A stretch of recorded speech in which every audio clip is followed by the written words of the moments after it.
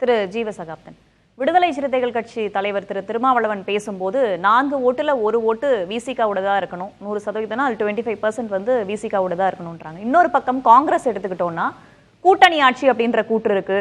சில நாட்களுக்கு முன்னாடி துணை முதல்வர் செல்வ பெருந்தகைலாம் போஸ்டர்லாம் கூட ஒட்டியிருந்தாங்க. இப்போ இந்த 2 கட்சிகளுடைய ரோல் எந்த வாரியா இருக்கு? கடந்த தேர்தலை ஒப்பிடும்போது அதனுடைய வளர்ச்சியை எப்படி பார்க்கணும் இந்த 2 கட்சிகளை பொறுத்த மட்டும்? கூட்டணி ஆட்சி துணை முதலமைச்சருங்கிற கான்செப்ட்லாம் எடுபடாதுங்கிறது தான் என்னுடைய கருத்து. தமிழ்நாட்டினுடைய பொலிட்டிக்கல் பேட்டர்னுக்கு எதுக்கு துணை முதலமைச்சர், அதுவும் இன்னொரு கூட்டணி கட்சி கொடுக்க வேண்டிய அவசியம்லாம் தமிழ்நாட்டுக்கு வந்ததே இல்லை, அது அவசியமும் இல்லை. திமுக துணை முதலமைச்சர் இருக்காங்கல்ல, திமுக துணை முதலமைச்சர் அது கூட கொடுத்துருக்குறாங்க. ஆனால் தமிழ்நாட்டில் கூட்டணி கட்சிக்கு அமைச்சரவையில் பங்கு, துணை முதலமைச்சர் இவங்க தான் சொல்லிலாம் பிரச்சாரம் செய்ய வேண்டிய அவசியம் இல்லை. அப்படி பிரச்சாரம் செஞ்சாங்கன்னா அது மிகப்பெரிய தோல்வியில் முடியுங்க. காங்கிரஸ் கட்சிக்கு துணை முதலமைச்சர்னு சொல்லி இவங்க இப்படி பிரச்சாரத்தை அறிவிச்சாலே மிகப்பெரிய சோர்வா தமிழ்நாட்டு மக்களே இது பண்ணுவாங்க. திமுக காங்கிரஸ் கூட்டணியை தான் மக்கள் ரசிப்பாங்க. காங்கிரசுடன் கூட்டணி ஆட்சி அப்படிங்கிற கான்செப்ட் எல்லாம் மக்கள் ரசிக்கவே மாட்டாங்க. காங்கிரசுடன் கூட்டணி ஆட்சி வைப்பதன் மூலமா தமிழ்நாட்டுக்கு என்ன நலன் வந்துடும்? காங்கிரஸோட கூட்டணியில் இருக்கிறாங்க, ஓகே. காங்கிரஸ் வந்து ஒரு மதச்சார்பற்ற முகமாக இருக்கிறது. இந்திய அளவில் ராகுல் காந்தி வந்து ஒரு மிகப்பெரிய ஒரு முற்போக்கு சக்தியா இருக்கிறார். தமிழ்நாட்டினுடைய அரசியல் மரபுக்கு ரொம்ப நெருக்கமா இருக்கிறார். அவர் ஒரு பெரியாரின் வாரிசா இருக்கார். அந்த விதத்தில் நம்ம எல்லாருக்குமே மகிழ்ச்சி. ஆனால் அமைச்சரவையில் பங்கு கொடுக்க வேண்டிய அளவுக்கு என்ன அவசியம் இருக்கு? கூட்டணி ஆட்சி இல்லைன்னா கூடுதல் தொகுதிகளும் இல்லைன்னு பார்க்கணுமா? கூடுதல் தொகுதிகள்ங்கிற கான்செப்ட் கூட காங்கிரஸ் கட்சிக்கு அவங்க எவ்வளவு, எனக்கு தெரிஞ்சு கடந்த முறையை விட கூடலாம் கொடுக்கணும் அப்படிங்கிற மாதிரி அவங்க யோசிக்க மாட்டாங்க. நீங்க பவர் பாலிடிக்ஸ் அடிப்படையில் தான் பார்க்கணும். காங்கிரஸ் கட்சிக்கு என்ன செல்வாக்கு உயர்ந்திருக்கு அப்படிங்கிறத பார்க்கணும். காங்கிரஸ் கட்சி இல்லைன்னா நம்ம இல்லையா, இந்த மாதிரிலாம் நிறைய அளவுகள் வைப்பாங்க. அது இடதுசாரிகளுக்கும் பொருந்தும், விடுதலை சிறுத்தைகளுக்கும் பொருந்தும், காங்கிரஸ் கட்சிக்கும் பொருந்தும். அதனால இது வந்து அந்த கட்சியினரை ஊக்கப்படுத்த பேசுறது தான். செல்வ பெருந்தகையே வந்து அது அவங்க நம்ம கட்சி இருக்கு, நம்ம கட்சி ஒரு ஆண்ட கட்சி 67 வரை இருந்த கட்சிங்கிறத சொல்லிக்க நம்மளாம் இனி ஆட்சியில் அதிகாரத்தில் கேட்கணும். அவங்க கட்சிக்குள்ள சொல்றதுதான். அதை நம்ம ஒரு பெரிய நம்ம விமர்சனமா கூட அதை பண்ண வேண்டியதில்லை. அவங்க கட்சிக்குள்ள அது பேச தானே வேணுவாங்க. ஒவ்வொரு கட்சியும் நாங்க முதலமைச்சர் ஆகணும்னு சொல்லி தானே இது பண்ணுவாங்க.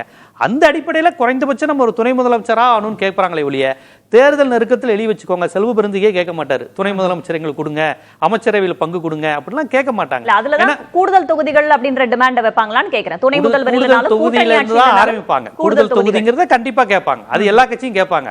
அப்புறம் அவங்க கட்சி வந்து கூடுதலா எப்படி கேட்காம இருப்பாங்க? ஆனா தேர்தல் தொகுதியில வந்து எதெல்லாம் முக்கியம்னா என்னென்ன மாதிரி தொகுதி கேட்கறாங்க வாங்குறாங்கிறது ரொம்ப முக்கியம். 63 சீட்டு 2011 காங்கிரஸுக்கு கொடுத்து என்ன மாதிரியான ரிசல்ட் வந்துச்சுங்கிறது காங்கிரஸுக்கும் தெரியும், திமுகவுக்கும் தெரியும்.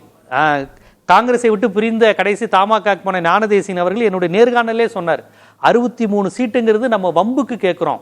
ஞானதேசிகன் அப்ப காங்கிரஸ் கமிட்டி தலைவராக இருந்த போது அவரே கேட்டார் கலைஞர்கிட்ட, எதுக்கு ஏன் 63 சீட்டு, நமக்கு வெற்றி பெறுகிற தொகுதி எடுப்போம். 63 சீட்டு வாங்கி 5 சீட்டோ நம்ம தான் ஜெயிச்சாங்க.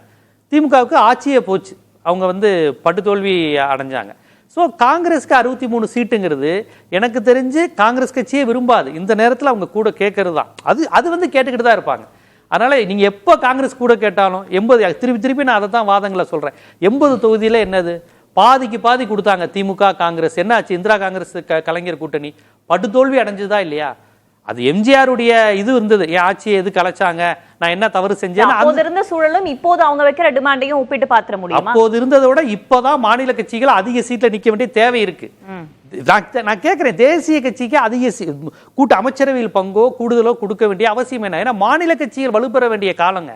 நான் தமிழ்நாட்டுக்கு மட்டும் பேசலாங்க, இதை நம்ம காங்கிரஸ் நண்பர்கள் எல்லாரும் புரிஞ்சுக்குவாங்கன்னு நினைக்கிறேன். இந்தியா முழுவதுமே மாநில கட்சிகள் வலுப்பெறணுங்க. சட்டமன்றமோ நாடாளுமன்றத்திலையும் மாநில கட்சிகள் அதிக எண்ணிக்கையில் இருக்கும்னு நினைக்கிறேன்.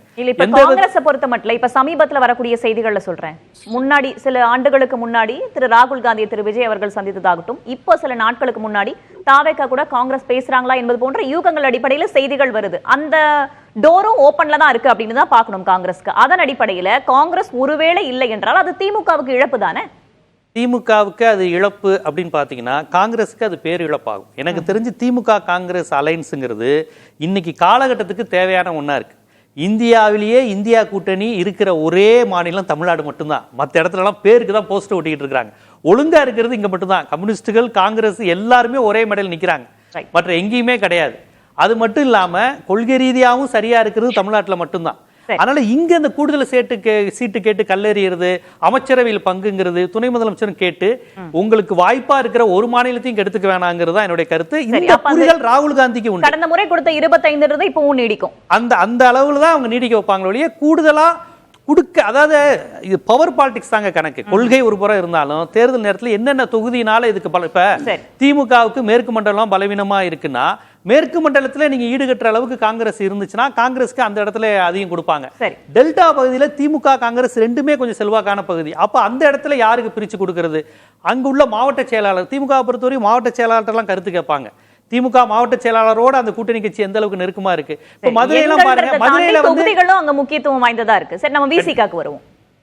விசிகாவை எடுத்த வரையும் பாத்தீங்கன்னா, விசிகாவுக்கு வந்து கடந்த முறை 6 அப்படின்னு சொன்ன போது மிகப்பெரிய சர்ச்சை விவாதம் ஏற்பட்டுச்சு. ஒரு தலித் கட்சியை புறக்கணிக்கிறாங்க, அது எவ்வளவு பெரிய கட்சி தெரியுமா, அதுக்கு 6 கொடுக்குறாங்க, அதுக்கெல்லாம் குறைஞ்சது 15 கொடுக்கணுங்க மாதிரி சொன்னாங்க. அவங்க கட்சியினரே தர்ணா செஞ்சாங்க. அந்த இவங்க அவங்க கட்சி அவங்களுடைய திடல் முன்னாடி எனக்கு நல்லா தெரியும், திருமாவளவன் அவர்கள் கட்சியினரே தர்ணா செஞ்சு திருமாவளவர்களே வருத்தப்பட்டார். தயவு செய்து புரிஞ்சுக்கோங்க, முதன்முறையாக வெற்றி பெறுகிற ஒரு கூட்டணியில் இருக்கிறோம். அவர் பயன்படுத்திய வார்த்தை. ஏன்னா பெரும்பாலும் அவங்க என்ன தெரியுமா பண்ணுவாங்க, எது ஆளுங்கட்சியோ அந்த கட்சியோட தேர்தலில் கூட்டணி வச்சுக்குவாங்க. தமிழ்நாட்டோட எது ஆளுங்கட்சியோ அது தோத்துரும், எதிர்கட்சி வந்துடும். இப்படி மாறி மாறி தானே வரும். கரெக்டாக அதிமுகவோட கூட்டணி வைப்பாங்க, திமுக வந்துடும். திமுகவோட கூட்டணி வைப்பாங்க, அதிமுக வந்துடும். இப்படியே இருக்கின்ற நிலையில் முதன்முறையாக நம்ம ஜெயிக்க போற கூட்டணிக்கு வந்திருக்கோம்னு திருமாவளவன் சொன்னார்.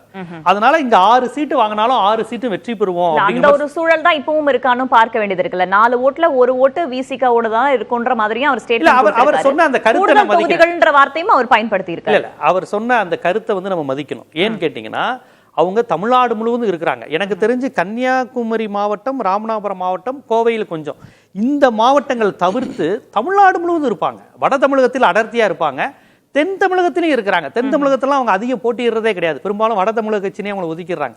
அதனால அவர் சொன்ன அந்த விஷயம் வந்து உண்மையிலே நம்ம மதிக்கக்கூடிய ஒரு விஷயம். அவர் எந்த அடிப்படையில் சொன்னாரு, உங்களுக்கு 4 ஓட்டு விழுந்தா அதில் 1 ஓட்டு விடுதலை சிறுத்தைகள், அதாவது நீங்க தான் வெற்றி பெறுவீங்க, உங்க வெற்றியில நாங்க முக்கிய பங்கு வகிப்போம்.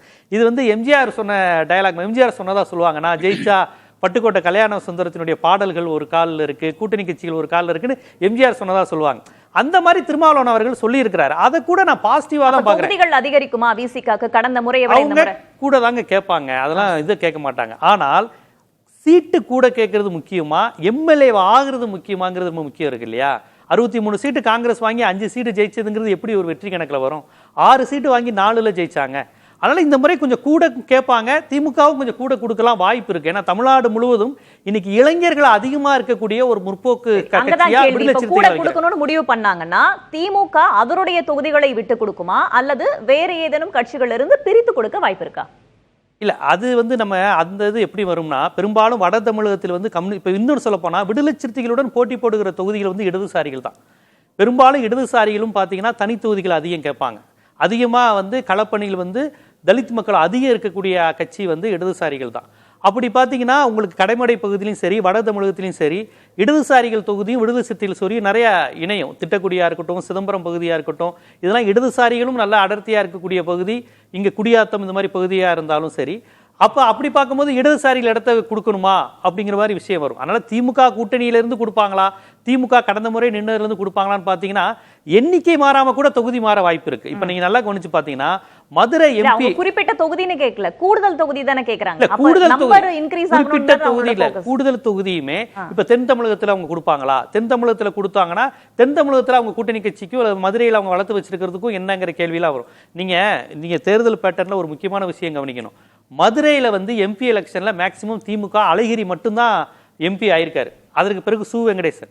திமுக எம்பின்னு பாத்தீங்கன்னா மதுரை எம்பி லிஸ்ட்லயே இருக்காது. ஏஜிஎஸ் ராம்பாபு, காங்கிரஸ்காரங்க, சிபிஎம் மோகன், இப்ப சு வெங்கடேசன் தான் இருக்கும். மதுரை எம்பிங்கிறதே அழகிரி நின்னப்ப மட்டும் தான் மதுரையில எம்பி எலெக்ஷன் நின்னாங்க. பெரும்பாலும் காங்கிரஸுக்கும் சிபிஎம்முக்கும் மதுரையில கொடுத்துருவாங்க. சில தொகுதியில திமுகவே கொடுத்துரும். மதுரையா எடுத்துக்கோ எம்பி எலெக்ஷன். ஆனா மதுரையில எம்பி எலெக்ஷன்ல இனி திமுக நிக்கணுங்கிற கோரிக்கை எல்லாம் திமுக குள்ள வந்திருக்கு. நான் சொல்றது எம்பி எலெக்ஷனுக்கு. அப்ப இந்த மாதிரியான கோரிக்கைகள்லாம் வச்சுதான் கொடுப்பாங்க. ஆனா நீங்க கேட்டதுல ஒரே ஒரு விஷயம், விடுதலை சிறுத்தைகள் இந்த முறை கூட கேட்கறதுக்கான வாய்ப்புகள் இருக்கு. திமுகவும் ஒரு 2 சீட்டுகளாக கூட கொடுக்கலாம் நினைக்கிறதுக்கு வாய்ப்பு இருக்கு. அதுக்கான காரணத்தை நான் அதான் சொல்றேன், இளைஞர்கள் அதிகமா இருக்கக்கூடிய முகாமா இன்னைக்கு விடுதலை சிறுத்தைகள் இருக்கு. மற்ற திராவிட இடதுசாரி முகாமை விட இளைஞர்களே அதிகம் இருக்கக்கூடிய முகாமுக்கு கூடுதல் தொகுதி கொடுக்க வாய்ப்பு இருக்கு.